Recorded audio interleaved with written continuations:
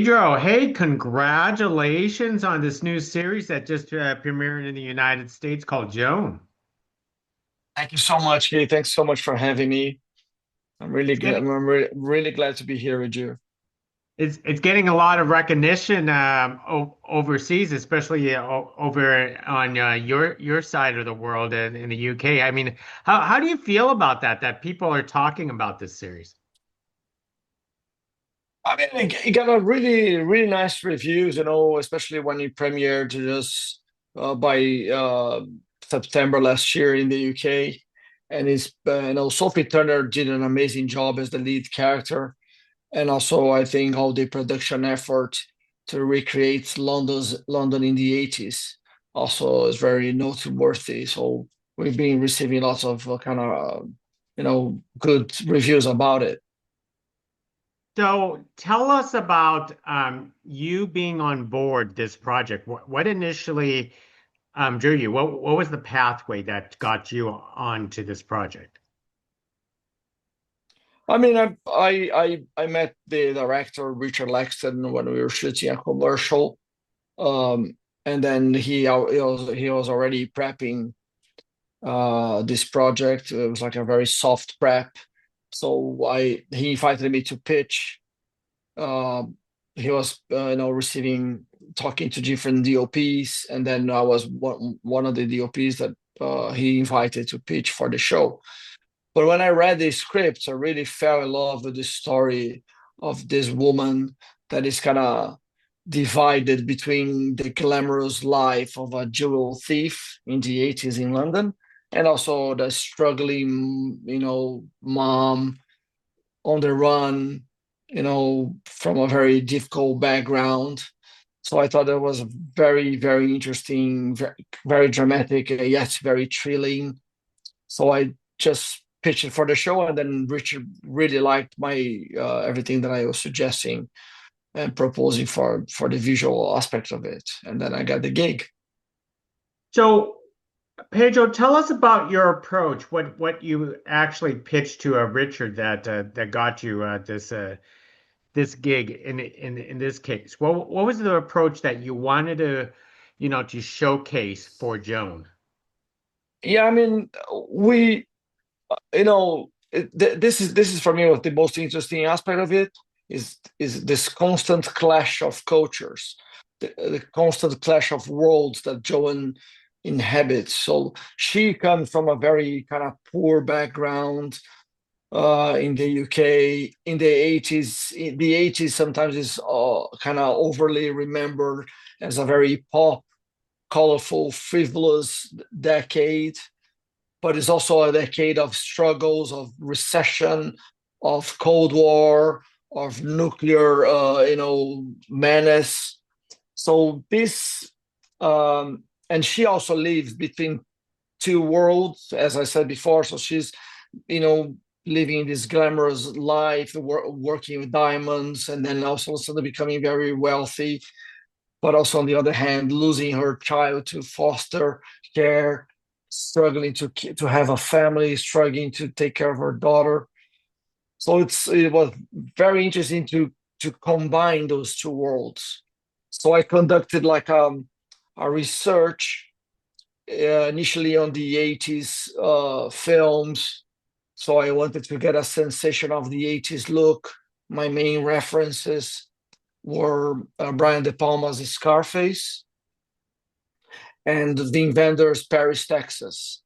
Both were shot in the 80s. They have very special, colorful looks, but both have a very dramatic story. They're not only thrill and glamour in the case of Scarface, and they're not beautiful cinematography and beautiful locations in case of Paris, Texas. They tell the story of like dramatic struggle, of like this emotional uh, journey that the characters have to take, and Joan has the same tough emotional journey.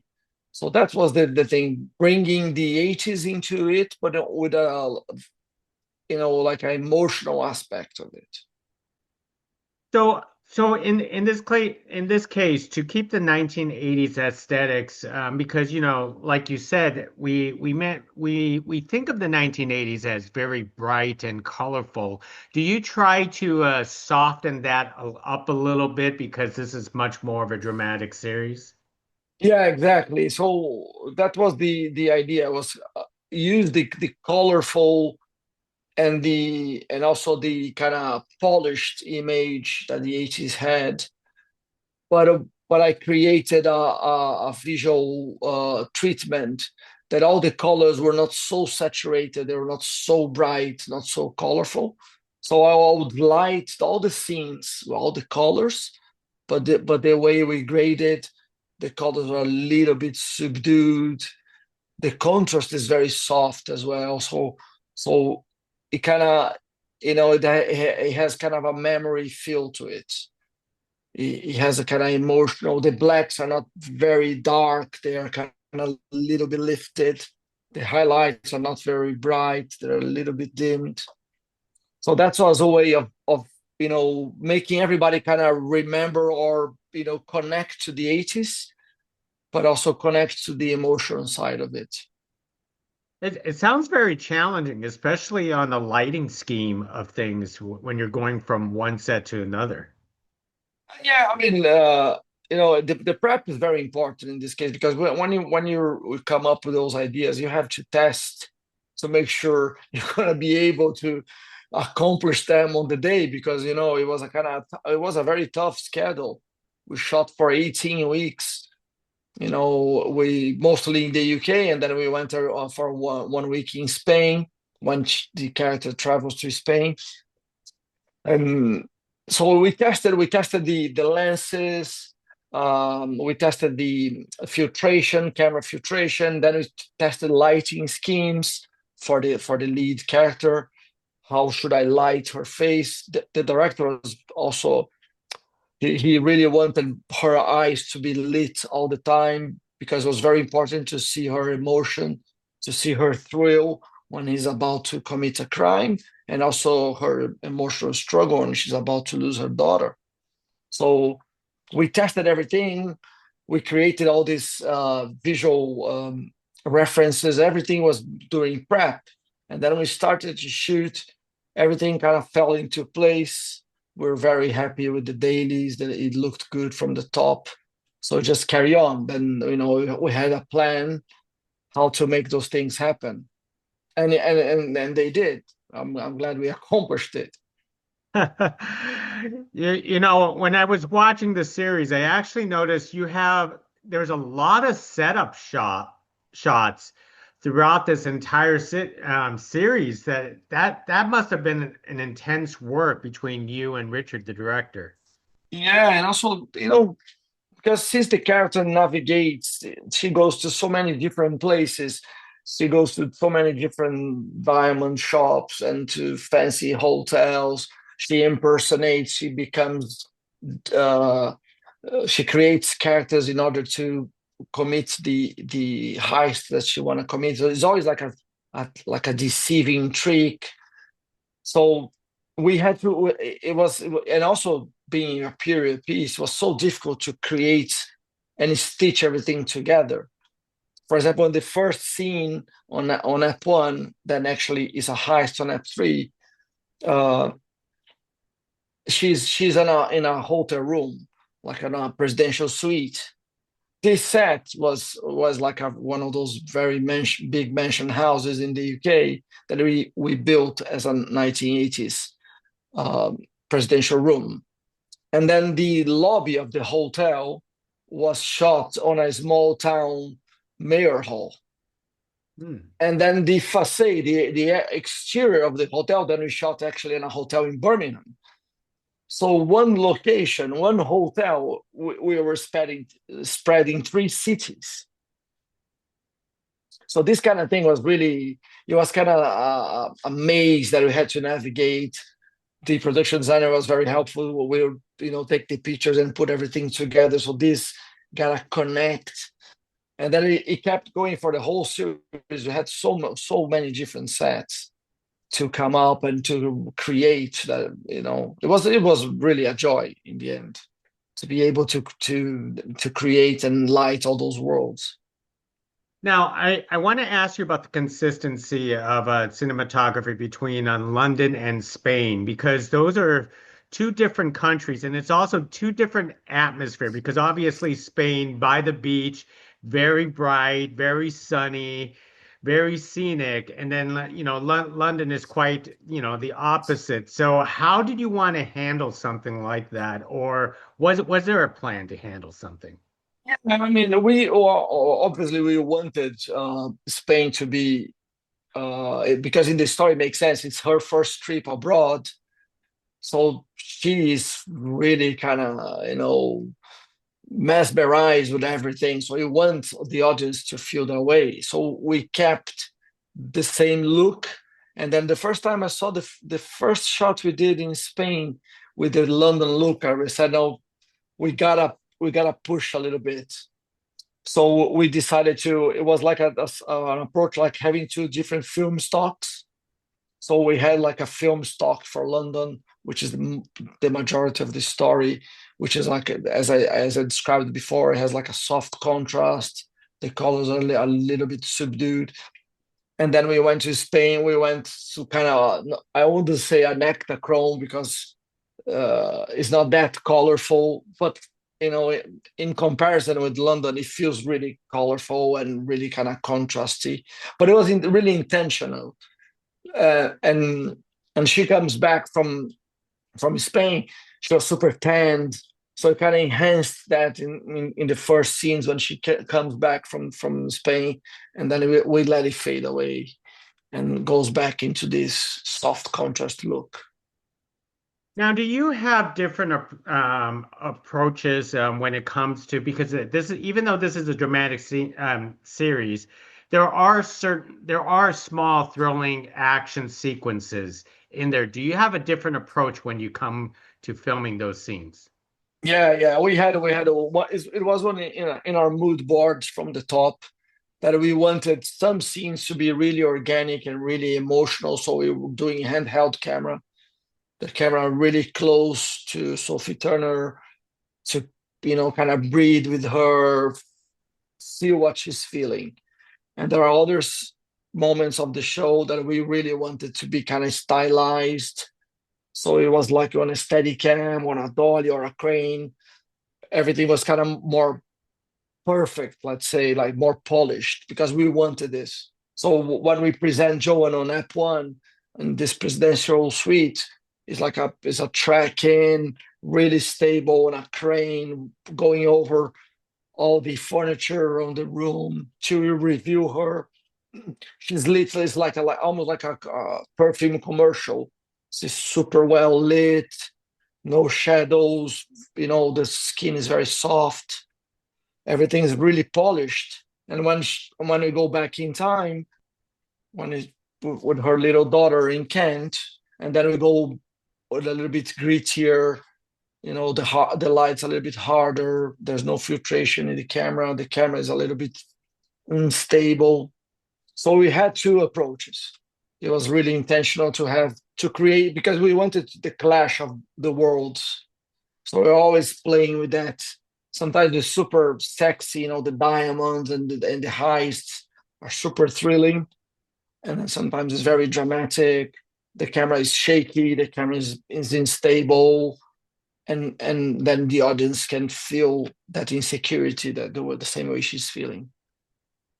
Now, did you were you a participant in all the episodes of the series? Yeah, I was the sole DOP, so I shot the 6 episodes, and Richard directed the 6 episodes, so it was like a long tour.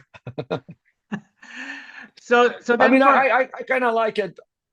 Oh, sorry.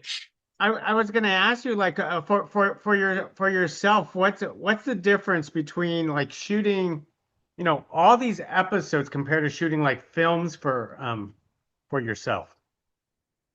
I mean, when you're shooting a TV drama, obviously you have much more like layers of approval, let's say, because it's a commissioned work. So you have the streaming channel, you have the production company first, but then the production company is working for a channel. So everything gotta be really aligned and pre-discussed and pre-approved. So it's not like shooting an indie feature that you're doing for the love of art and you have much more freedom. But the way I see what I do is much more about being truthful to the script. So I don't really mind if I'm shooting like a long TV drama like this one, six 1 hour episodes, so 6 hours of story, or shooting a 90-minute feature. It's much more if the scripts are interesting and they inspire me to create images, and I want to be truthful to the story. I don't want to, sometimes I say this, sometimes the image should look crap Mm. to really tell the story. And so it's not about making, I was lucky in this case because I could work on a polished show because the show needed to be polished because of the character. She's trying to be glamorous. And then sometimes we break this, all this glamour, realizing that, she's failing. And then it becomes really tough when she fails because, it's like a dream that she had. And lots of people do have the dream to make it. And then all of a sudden everything falls apart. So that's why we also worked a lot with reflections. There's a lot of mirrors in the show and reflect. She sees herself reflected. Sometimes the reflection is super perfect. Sometimes the reflection is kind of fractured. The mirror is not so good. The screen is not so good. It's kind of dirty. It was also a visual way to kind of tell that she's trying to be something that maybe she's not. So I mean, it became a very long answer, but in a way that I want to tell the story, so I don't really struggle with if you have so many approvals, layers of approval, so many people to discuss with, because if the scripts are good and really inspire me, I'm gonna come up with the boards. If my boards are approved, I'm gonna test to make sure that I can accomplish that during the day, and that's it. And then we just carry on. So your process, as hinted through your answer just recently, you rely upon a lot of storyboarding. Am I correct? Yeah, I mean, we storyboard the most complicated scenes. When you're shooting a very long drama like this, like 6 hours of story, there are many there are many scenes that are basically people talking to each other. So we had like an approach how we want to do the people talking. Should we connect them? So you do over the shoulder shots. So we are connecting the characters, or you want to disconnect them. So you do clean shots. So nobody's connected. So we had some set of rules, but we didn't storyboard. But like the high scenes, most like complete, we had like a scene in the beginning when her first partner is driving the Porsche in the city, really crazy. So then we needed to storyboard. We had like three cameras we had to close a long section of an avenue. We had like drones, had like stunt cars, stunt doubles, stunt pilot. This gotta be storyboarded. Mhm. Because everybody also you have to communicate your ideas with a lot of people. So there's this way of doing it, and I like to pre-plan. It's funny. I was kind of a sloppy student in school, and I'm such a nerd nowadays. I really like to do the prep well done. So, for yourself on this project, what was the most challenging sequence you had to do? Well, I would say the opening scene was quite challenging because we needed to create this glamour environment, and we had so many little details of information that we needed to tell. So it was really a lesson that I from Richard that I really appreciate his wisdom, how to tell everything that we needed. We needed to tell that she is impersonating somebody else, that she's going to create a fake accent, and that she has diamonds, she has lots of cash. Uh, so there are so many stuff that we need. So we needed to be really precise. We storyboarded the scene to really know how we're going to do it. And we have a heist on ep 6, which kind of a tough heist, and then they also needed to be storyboarded because they're like bullets, guns, smashing windows. So also it was quite tricky. It was a built set, which made our life a little bit easier.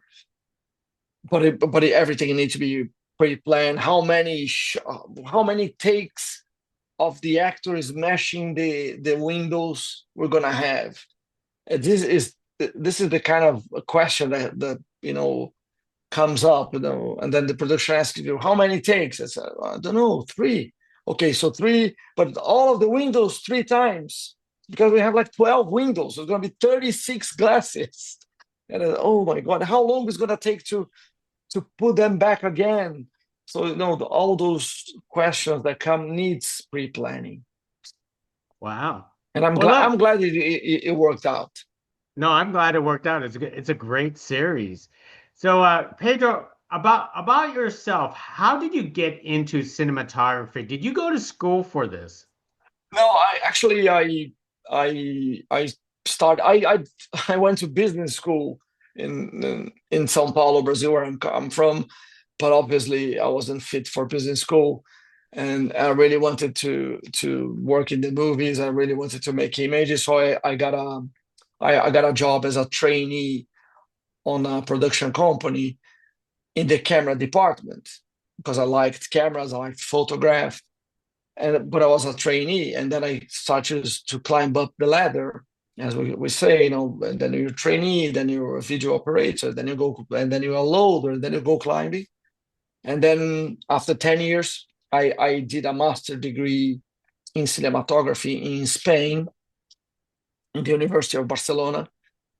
That was like I already had a lot of knowledge, but I wanted to organize all the knowledge I had, and then I went for this master degree in Barcelona, and then after that I started DPing, and then I've been doing this for 20 years.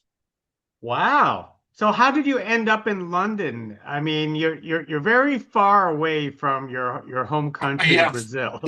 yeah. I mean, I started doing commercials, so I was like commercials DOP for a long time, and then I started to work with.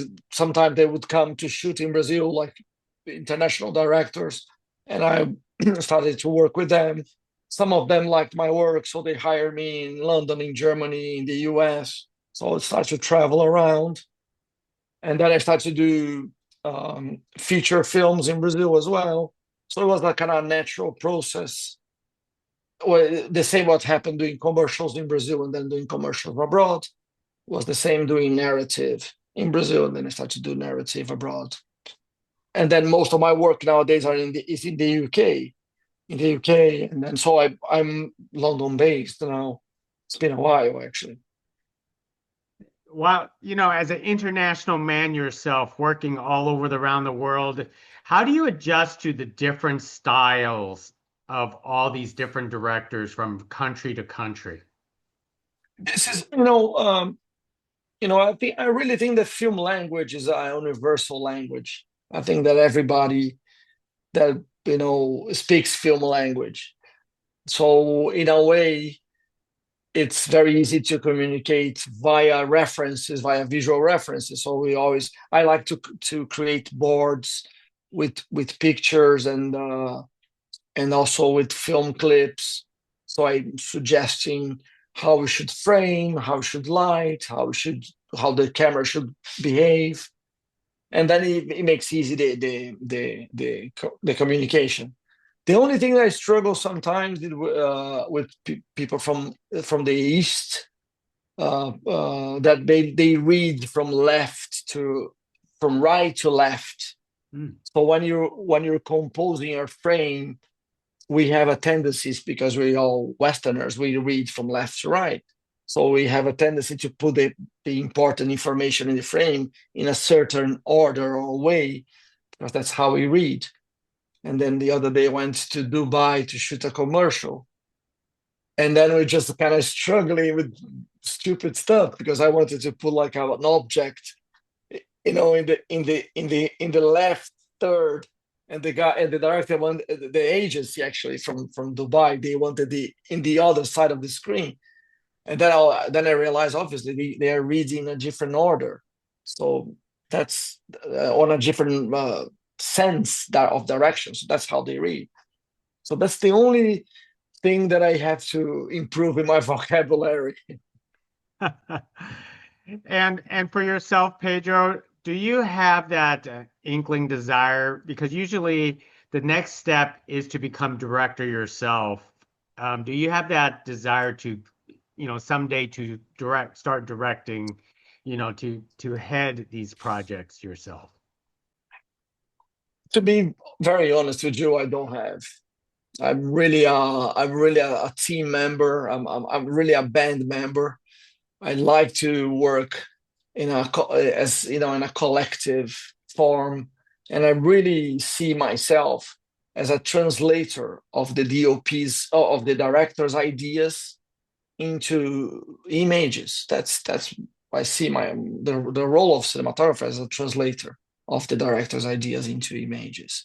So I really like to collaborate with directors, and it's very interesting because sometimes I work with directors that they really know what they want visually, and sometimes it's just the opposite. And I really enjoy both types of collaboration because they're totally different, but I really enjoy.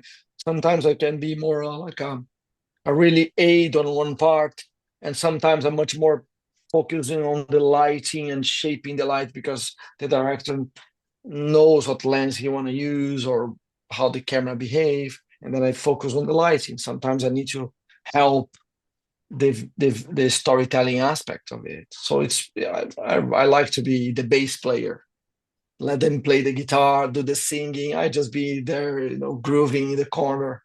I'm okay with that. Well, everybody has their role. So, Pedro, I have taken a lot of your time already, and let me wrap it up with one last question. What is your personal pure enjoyment of being a cinematographer? Wow, that's a good one. I mean, I think lighting people's faces when they're, especially this amazing talented actors, when they're delivering those beautiful performances is really a joy. It's really, really thrilling. I've lit so many like big sets, thousands of extras, car chases, VFX shots. But I mean, that nothing beats an amazing actor nicely lit, and delivering all his skill and his technique. It's so beautiful. You know what? The thing is, we have to recognize you behind the camera, behind the scenes, is because you folks back there make the movie magic happen, and you did it with Joan. So, Pedro, thank you very much for speaking to Thank you. us, Thank you and so much. hopefully we get to do this again down the road. Yeah, definitely. Thanks so much. Thanks for having me. Hey, thank you.